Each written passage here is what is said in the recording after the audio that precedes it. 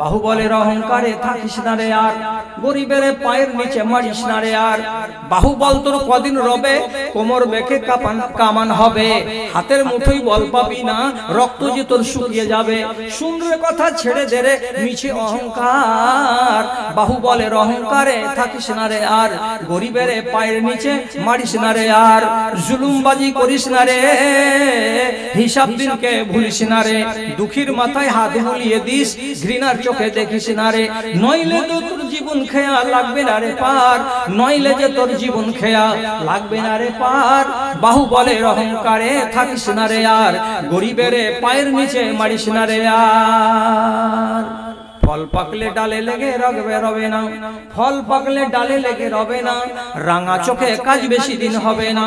ফল পাকলে ডালে লেগে রবে না, রাঙা চোখে কাজ বেশি দিন হবে না, আলোর শেষে আসবে জানিস ঘোর অন্ধকার। বাহুবলের অহংকারে থাকিস না রে আর, গরিবের পায়ের নিচে মারিস না রে আর। সিয়ানা হইয়া ধর্মকে নষ্ট করা, এমন সিয়ানার জন্য অপেক্ষা করছে মালায়েকা, রুল হাতে করে, আসামের ডান্ডা হাতে করে কবরে। কি করছো এগুলো জিন্দেগি? জীবনে বেঁচে থাকতে থাকতে যারা নামাজ পড়লো না, তারাকে মুসলমান বলে না, তারাকে মুসলমান বলে।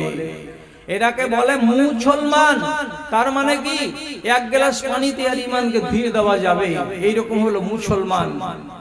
আর মুমিন কাকে বলে? মুমিন ওরাকে বলা হয় যারা আমল কম করতে গেলেও হারাম কাজের সঙ্গে নিজেকে জড়াই না, তারাকে মুমিন বলা হয়। মুহসিন কাকে বলা হয়?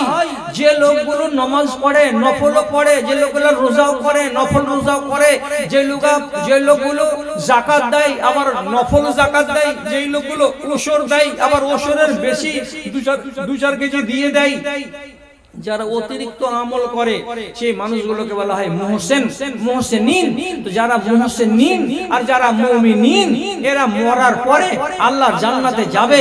এদের হিসাবগুলো হবে অতি সোজা, অতি সোজা, অত্যন্ত সরল, একদম সোজা।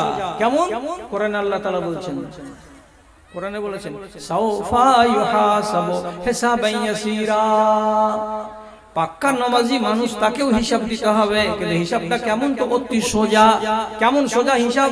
আপনাকে নাম ধরে ডাকা হবে, এই লোকটার নামটা কি? তো জয়নাল আবেদিন, বাড়ি কোথায়? তো ডালিমগাঁও। ওহো, উত্তরপাড়ার জয়নাল, যাও যাও যাও যাও, তোমাকে চিনি।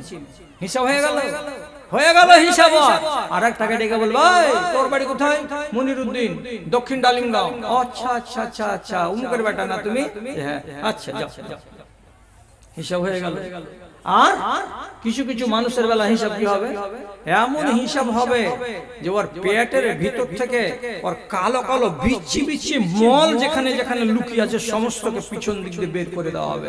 হিসাব তুমি মজাক পেয়ে নিয়েছো, ঠাট্টা পেয়ে নিয়েছো। আর সহি হাদিসে লেখা আছে মান্নুকিশা ফাকাদ গাওয়া, যার হিসাব আল্লাহ রাব্বুল আলামিন শুরু করে দেবেন, তোর বাবার হিম্মত নাই নাজাত পাওয়ার, তোকে যেতেই হবে খালে, তোকে যেতেই হবে নরকে। কেন? আল্লাহ রাব্বুল আলামিন তোমার হিসাবের পিছনে পড়ে গেছেন। কেমন হিসাব? আল্লাহ তাআলা বলবেন তোকে যৌবন কাল দিয়েছিলাম, কি করেছিলি বল? যৌবন কাল কতদিন থাকে? তো 15 বছর থেকে শুরু করে 40 বছর পর্যন্ত। হিসাব দিতে পারবেন কি যৌবন কাল কিসে কেটেছে? আল্লাহ তাআলা যদি বলেন ধনের হিসাব দাও, আপনি ধনের হিসাব দিতে পারবেন কি? সম্ভব নয়। তাহলে হিসাবটা আল্লাহ তাআলা নিবেন না, ছেড়ে দেবেন, সহজ করে দেবেন। কখন? যখন আপনি আমল দিয়ে নিজেকে সজ্জিত করে রাখবেন তখন। জীবিত অবস্থায় নামাজ পড়তে পারো না রে, একটা আজব কথা বলছি, কথাটাকে বয়ে নিয়ে যাবেন বাড়ি পর্যন্ত ইনশাআল্লাহ। কথাটাকে ভুলবেন না, বাড়ি পর্যন্ত নিয়ে যাবেন বয়ে ইনশাআল্লাহ। আর এটা ভরসা রেখে একটা কথা বলছি। একটা সাহাবী, তার নাম সাবিত আল বুনানি। সাবিত আল বুনানি, এই লোকটার যখন মরণের টাইম এলো, তো বিছানায় পড়ে পড়ে চোখটাকে বন্ধ করে উপর দিকে হাত করে বিড়বিড় বিড়বিড় করে কি জন্য বলছে। ছেলেপিলেরা বলছে, হাজি বাজান মালের হিসাব করছো নাকি মরিবার কালে? বলছে না বাবা। তো এরকম করে কি আস্তে আস্তে আস্তে আস্তে করে বলছো, কিছু যে বুঝতে পারছি না আমরা। যে হ্যাঁ বলছি, কোনো কথা আমি বলছি। কি বলছেন? একদম সহি কথা বলছি।